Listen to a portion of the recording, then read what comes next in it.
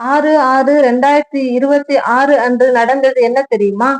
இன்னும் உலகையே சோகமாக்கிய ஹஜ் பெருநாளை கொண்டாட சென்ற 49 பேரின் உயிர் நீர் இன்றி பிரிந்திருக்கு. என்ன நடந்துச்சு?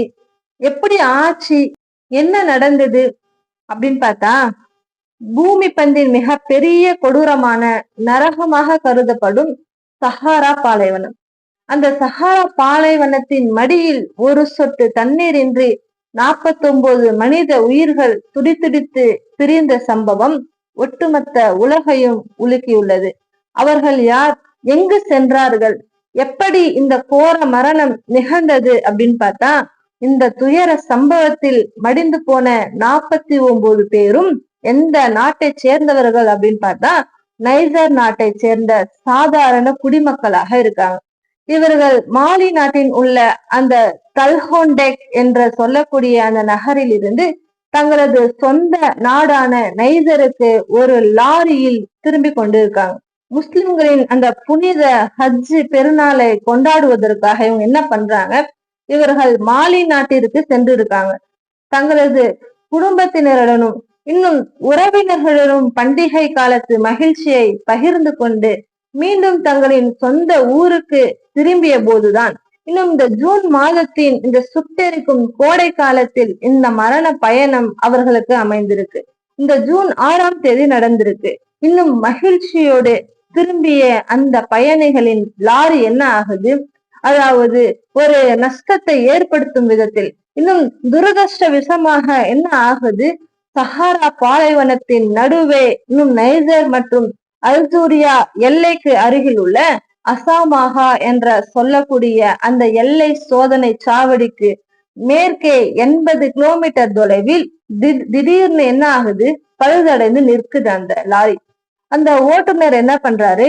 அவர்களது உதவியாளர்கள் இன்னும் மற்றும் அந்த பயணிகள் இருக்காங்கல்ல, அவர்கள் எல்லாம் சேர்ந்து அனைவரும் இன்னும் பல நாட்களாக அந்த வாகனத்தை சரி செய்ய போராடுறாங்க. நின்னது எங்க? சஹாரா பாலைவனத்தில். எத்தனை தூரத்திற்கு எதுவுமே கிடையாது. அங்கே அவர்கள் பல நாட்களாக போராடியும் ஆனால் அவர்களின் அந்த முயற்சிகள் எதுவுமே பயனளிக்கவே இல்லை. தோல்வியில் தான் முடிந்தது. இன்னும் சொல்ல போனால் அந்த சஹாராவின் கொளுத்தும் அந்த வெயில் இருக்குல்ல, அந்த வெயில் அவர்கள் தாங்க முடியவே இல்லை. அவர்கள் வைத்திருந்த கொஞ்சம் நெஞ்சம் தண்ணீரும் சில நாட்களிலே தீர்ந்து போயிடுச்சு. அவங்க அங்க தனியாக அந்த சஹாரா பாலைவனத்திலே அந்த லாரியிலே அப்படியே இருக்கிறாங்க. எந்த ஒரு உதவிக்கும் அழைக்கவும் முடியல, யாரையும் அவங்க தொடர்பு கொள்ளவும் முடியல, வண்டியை அங்க அவர்கள் சரி பண்ணவும் முடியல. கடுமையான வெயில். அப்போ என்ன பண்றாங்க? ஒரு உதவி கோரி, அதாவது தப்பிக்க வழியே இல்லாத அந்த எல்லையற்ற மணல் பரப்புல அந்த சஹாரா பாலைவனத்துல சுற்றியும் 50 டிகிரிக்கும் அதிகமான வெப்பம் அவர்களை அப்படி வாட்டி வதைக்கக்கூடியதாக இருக்கு. இன்னும் குடிக்க ஒரு சொட்டு தண்ணீரும் இல்லாத நிலை. தொண்டை வறண்டு இன்னும் உடல் உறுப்புகள் ஒவ்வொன்றாக செயலிழக்க தொடங்குது. இது கதையா அப்படின்னு பார்த்தா கண்டிப்பாக இல்லை. உண்மையிலே நடந்த இந்த ஜூன் 6ஆம் தேதி நடந்த ஒரு சம்பவம். கொஞ்சம் நினைத்து பாருங்கள், எப்படி இருக்கும்? சாதாரண வெயிலே நம்மளால தாங்க முடியல. இன்னும் பாலைவனத்தில் அடிக்கக்கூடிய வெயில், இன்னும் 50 டிகிரிக்கும் மேல அடிக்கக்கூடிய வெப்பம், இன்னும் மணல் சூடு எப்படி இருக்கும்? அந்த சுவாச காற்று, மூச்சு காற்று அப்படியே அனலாக சுவாசிக்கும் பொழுது அங்க உள்ளே நுரையீரல் பாதிக்கக்கூடும். நமக்கு அந்த சுவாசம் எடுக்க முடியாது. ஆக்சிஜன் பற்றாக்குறையாக இருக்கும். அதை அந்த இதயத்தை அந்த நெருப்பு போய் சென்றடையக்கூடியதாக இருக்கும். அவன் மூச்சு திணறலுக்கு அந்த மக்கள் ஆளாகி அந்த கொளுத்தும் சூரியனிடமிருந்து தப்பிக்க அந்த பழுதடைந்த லாரியின் அடியில் அந்த மக்கள் என்ன பண்றாங்க? அதை சுற்றி உள்ள மணல் பரப்பிலும் தஞ்சமடைறாங்க. அந்த லாரிக்கு அடியில அந்த வெயிலின் தாக்கத்தை கொஞ்சம் பாதுகாப்பதற்கு அந்த மக்கள் இருக்காங்க.